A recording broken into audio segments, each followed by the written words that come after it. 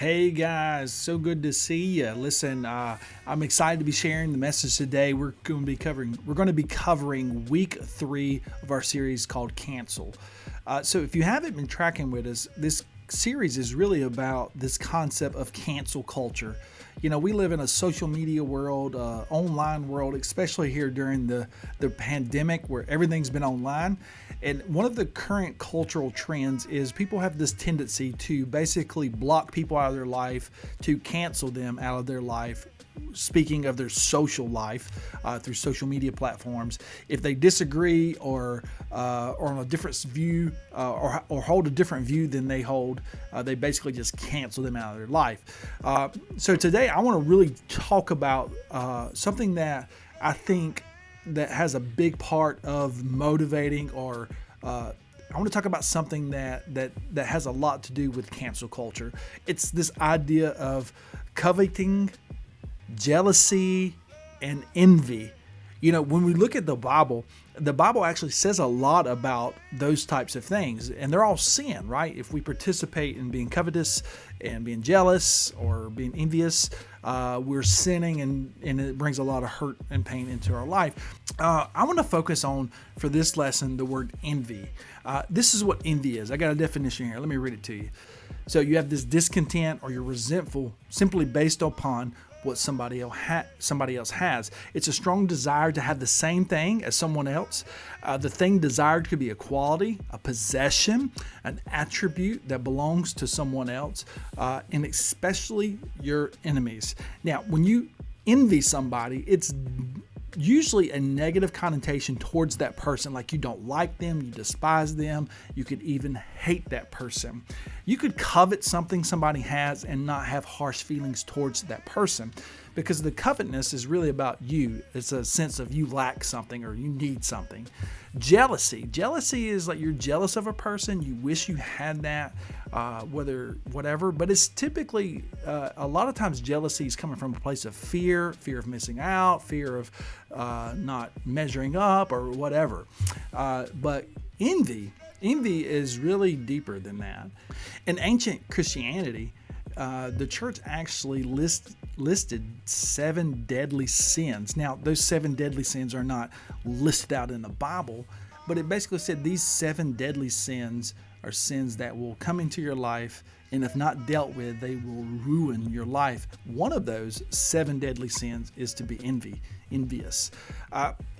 Envy creates a monster inside of us. And when we don't deal with envy, it grows and grows and grows into a monster that wreaks destruction, that wreaks havoc on our life and the life of those that we love, care about, or close to us. The Bible gives us several examples of how deadly envy can be. And if you remember, several months ago, we actually talked about the brothers Cain and Abel. One of the things that led Cain to killing his brother Abel is he became envious and jealous of God's favor on Abel's offering. Today we're going to actually look at another example, which is the example between Saul and David. Now, Pastor Jamie spoke on this a couple weeks back in Sunday service when he talked about how Saul disobeyed the Lord, and basically God gave his kingship to somebody else, which that somebody else was going to be David. So in 1 Samuel, let me read this passage to you. 1 Samuel verses 18 through, 1 Samuel chapter 18 verses 6 through 10. This is what it says. When the men were returning home after David had killed the Philistine, the women came out from all the towns of Israel to meet King Saul with singing and dancing, with joyful songs, with timbrels and lyres. As they danced, they sang, Saul has slain his thousands and David his 10,000s. Tens of thousands. Saul was very angry at this. This refrain displeased him greatly. They have credited David with tens of thousands, he thought, but with me only thousands. What more can he get but the kingdom? And at that time, Saul kept a close eye on David. So in this passage, what we see is that Saul has envy for the praise and the recognition that people have given David. This passage illustrates the danger of allowing envy to stay in your life, so that, let me say this very plainly, okay? Don't let envy stay in your life. You have to deal with it. You have to do something about it. If you go on down in chapter 19, what you're going to see is that Saul becomes so envious of David that he has these moments of rage where he has these outbursts and he tries to kill David. And in this passage or in this book, 1 Samuel, you're going to see that David is many times running away from Saul. Saul is chasing after him to kill him. And this is tension that keeps going on through the story. Well, eventually that resolves. They come to agreements. They shake hands, whatever, says, hey, we're not going to hurt each other. And they go on their separate ways. Now, there's not a lot of great qualities you can learn from the story. But here's something I want to point out that's very important about envy. This is what Proverbs 14:30 says. A heart at peace gives life to the body, but envy rots the bones. See, envy will eat you up from the inside out. It will destroy your life, your relationships from the inside out. It creates bitterness, rage, anger, resentment. All these things are really results or can be results of envy. So St. Thomas Aquinas, he identified 3 stages of envy. And this is what he said. He said the first stage is that when you envy someone, you attempt to lower their reputation. So we'll do this often by saying, hey, that guy's a loser. That guy's an idiot. I don't like that dude. He's a moron. And so we say things where we're trying to basically belittle them or take away from their position or their authority or whatnot. We try to lower their reputation. The second stage of envy is that we have a deep sense of joy and satisfaction when someone fails. Okay, when we see somebody and they fail, we're like, ha, that's what you get. And we're actually joyful about it. That's a really good indicator that you're envious of that person. Or the opposite of that is that we're grieved that they are prospering, that they're doing well.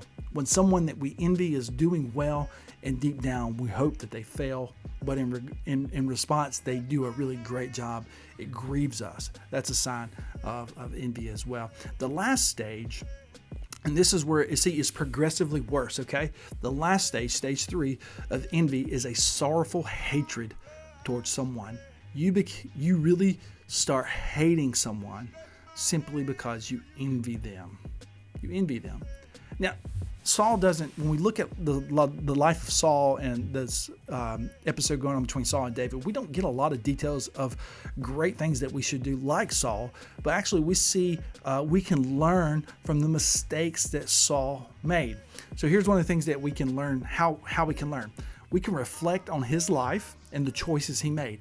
So when we look at Saul and we see the mistakes he made, the ways that he didn't handle it, and when he allowed envy to just stay in his life, how it progressively got worse and worse and worse and caused him to act out, we can learn from that. And we can say, listen, I don't want that in my life. I don't want to be like that. I don't want to act like that. I don't want that type of destruction in my life. It doesn't take much convincing for one person to say, hey, look, I don't want to end up like Saul. I don't want to be disqualified. Envy will disqualify you if you do not deal with it in your life. Another thing that we can look at is we can learn from Saul's mistakes by looking to the words of Jesus. So we can contrast here. Here's what Saul did, and here's what Jesus says. Okay, we can learn in that way. Jesus' example is the greatest example for us to follow. We've looked at this passage. I want to talk about this for a second. We've looked at this passage for quite a while now. But in Matthew chapter 22 is the great commandment, right? To love the Lord your God with all your heart, your soul, your mind, and your strength, and to love your neighbor as yourself. I've mentioned that several times over the past several months, and it's been something that's been very close to my heart lately, and God's really been using that passage in my personal life. And I think it fits here again, because that passage is strictly the teachings of Christ. Jesus was approached by a man. He says, what's the greatest commandment? And Jesus says, the greatest commandment is to love the Lord your God with all your heart, with all your soul, with all your mind, with all your strength, and to love your neighbor as yourself. The golden rule in Luke says, do unto others as you would have others do unto you. Treat people the way you desire to be treated.